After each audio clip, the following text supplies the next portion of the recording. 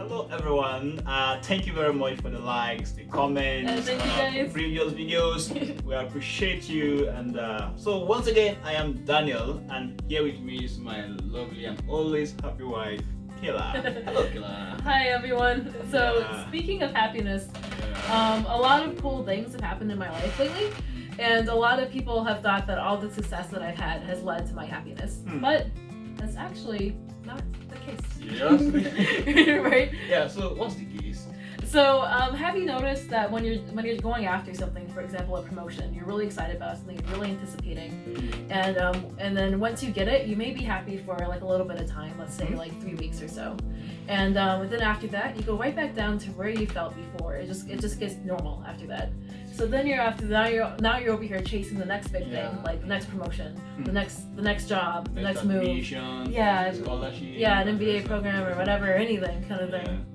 Yeah. See, I think that's what people refer to as the hedonic treadmill effect. Right? Yeah, actually, exactly. That's exactly what it's called. It can also be called hedonic adaptation as well. Wonderful. Can you shed some light about this concept? So sure. Yeah. So one facet about this is that when you get something positive, you have a lot of positive feelings. Yeah. So for example, if you get a promotion, you'll feel good for a little bit of time, but then after that, it'll go right back down to baseline where you were before. So if you were sad before, you'll go back down to being sad. If you're neutral before, you'll go back down to feeling neutral. The excitement is dead. Yeah, exactly. Yeah. So people say that happiness comes from money, or money gives happiness. But Right. what do you think about that? Because the happiest countries in the world, according to statistics, Denmark, Finland, they're not the richest country in the world, True. right? They're not the richest countries in the world. True. So, is there like a correlation between wealth and happiness, and is there like a causal relationship between these two terms? Yeah, so yes and no. So happiness does not equal wealth, but it does in 3 cases. Well, wealth could equal happiness in 3 cases. Okay. One is pretty obvious, so it's if you need it to survive, basically. So for example, if you can't afford to eat, but now you got money to afford basic meals, you're going to be happier. Right. The next one is relativity. So if you have more money than those around you, people will report feeling happier if they have more than those around them. And the same with success too. The same thing can be said with success. If you feel more successful than those around you, people have reported feeling happier in a few psychological studies as well. And the third one is really important, and that one is using money to give back to others. And so volunteering and working in charities or anything, that's a really good way to give back to the community and to make you happier. People have reported to feel happier that way. Yeah, so Jesus even said that in Luke 6:38, he says, "Give and you'll receive. The amount you give will determine the amount you get back." Give and it shall be given unto you. Exactly. Yeah, that's wonderful. So wait, did I answer your question? Yeah, of course. Okay, You good. answered my questions correctly. Okay. Yeah, thank you very much. Okay, so going back to what I was saying about hedonic adaptation. So once you get something that you always wanted, like the promotion, for example, the new job, you may be happier for some small time, like I was saying, like say 3 weeks or so, but then eventually you'll go back down to how you're feeling before. So back down to your baseline of neutral or unhappy, or maybe slightly happy before. So, has this ever happened in your life before? Have you experienced the hedonic effect? Yeah, so this actually happened in my life before, unfortunately. So yeah. So I did this a lot when I was younger. So when I was a teenager, I was pretty depressed. And all I wanted to do was I wanted to get out of the town that I was currently in. I was like, all I wanted to do was just get out, kind of thing. So then when I went to college, I did get out. I was happy for a few weeks, but then eventually I went back to being my depressed self. I wanted to get out of the town that I was currently. I wanted to get out of the college town that I was in. I did everything I could to get out of the college town somehow, some way. I wish I could say I learned from that then. But I spent a lot of that time chasing a lot of random stuff after college as well. For example, I applied to the Fulbright scholarship like 3 times. Yeah, I think the Fulbright scholarship is worth it because it's a very prestigious scholarship, and a whole lot of people want to just get that scholarship. Yeah, true. Yeah, so the first time I applied, I was actually a senior in college, and I put winning on this huge pedestal. Like, okay, once I win, I'm like, my whole life would just be better. I'll be so much happier. It'll be amazing, kind of thing. Win or win, right? Yeah, and I applied to go to Sweden that time, and long story short, I didn't win, so I had to change course. Luckily, my second best options were really great. I started working at Harvard, and I started working at Duke, and then most importantly, I started joining Bible studies, and most importantly, the Graduate Christian Fellowship at Duke and in Harvard and Durham and in Boston, and I joined the local churches in those areas too. Like there was a time I was in Bible study for like going to Bible study like 3 times a week when I was there. Yeah, I think attending Bible studies is a really great experience with people of like mind and people of same vision, right? Yeah, exactly. And so I was going more content with myself by going to these Bible studies. And I was going so much more learning in the journey, and like the journey I was currently on, even though I wasn't in the exact place I wanted to be in my career at the time, for example. That's wonderful. So, yeah, and then I realized that was it. So the more I grew for Christ, the more love I had for myself, and the more love I had for those around me, and I was able to grow happier and be a better person that way. That's great. Awesome. Yeah. I think this is all what God wants us to do anyway, right? Right, yeah, exactly. So there's this verse that is really popular, but like a lot of people know it. It's Philippians 4:13. Where Paul says, "I could do all things through Christ who strengthens me." And but right before he said something really cool, he said, "I have learned to be happy with what I have." Yeah, the Bible also said that godliness with contentment is great gain, right? Yeah, it's good for believers to be contented with what we have, but that doesn't mean that we should not be ambitious as well. Every one of us, we should always strive for success.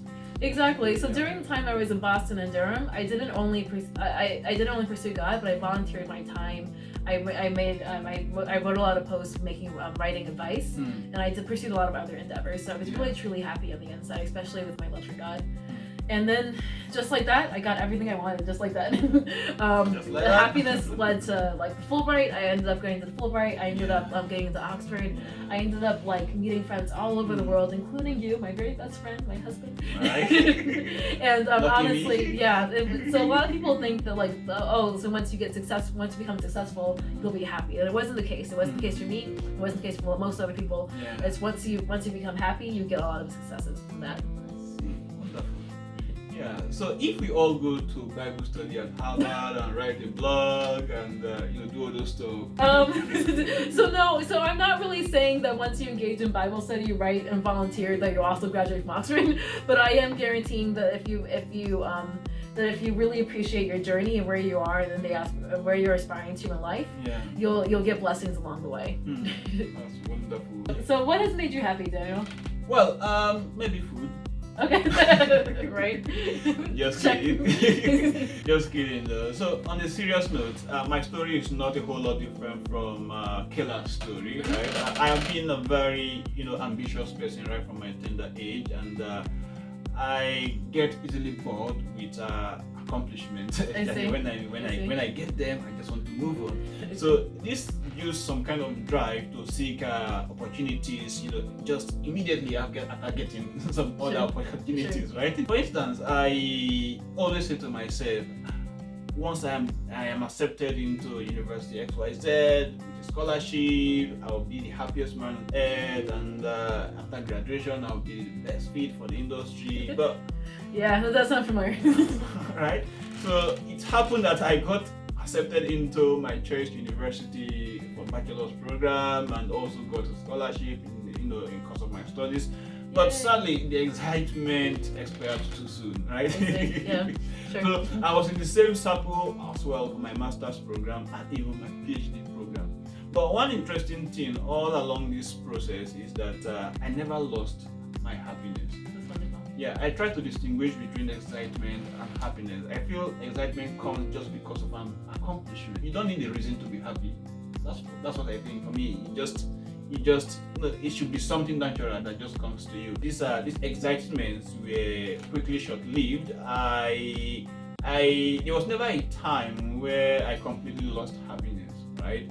Yeah, and I think this is because of my experience with Christ. Yeah, I think Christ for me is the source of my happiness, and not just that I have Christ, that I also engage in some active service for Him, along with young people of like minds, visions, and goals. To be frank, serving God with young people and people of great zeal and same vision has been a great source of happiness and support. Even when I am down, even when things are bad, I get encouragement from friends, from colleagues who were serving the Lord together.